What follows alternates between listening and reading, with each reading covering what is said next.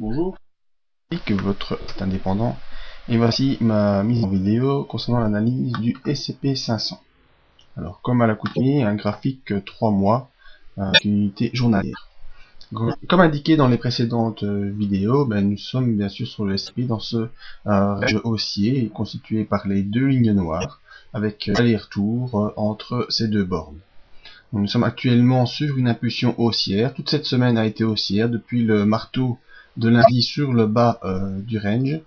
Et on part bien sûr dans l'impulsion haussière.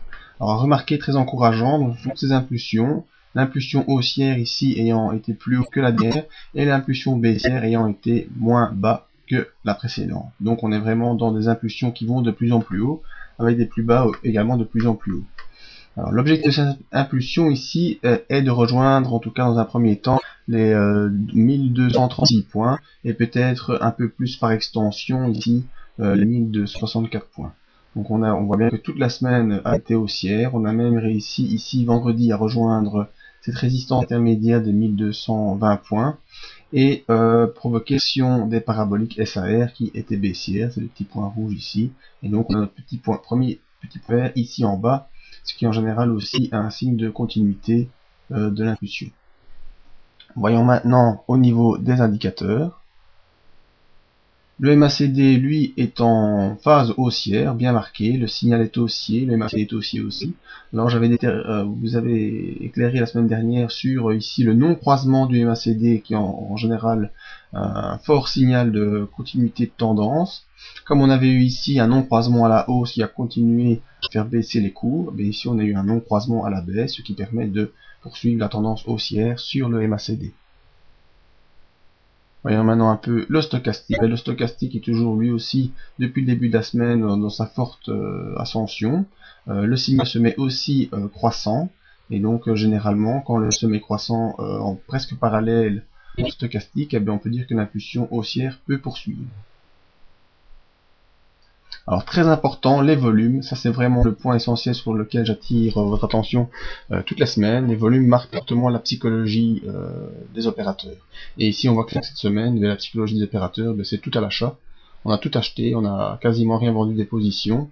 Et on continue en volume en tout cas, à dépasser à chaque fois les volumes achetés. Donc ça veut dire que lorsqu'on a une impulsion acheteuse, une impulsion vendeuse, on ne vend pas tout ce qui a été acheté, donc les gens conservent en leur position en espérant pouvoir vendre plus loin.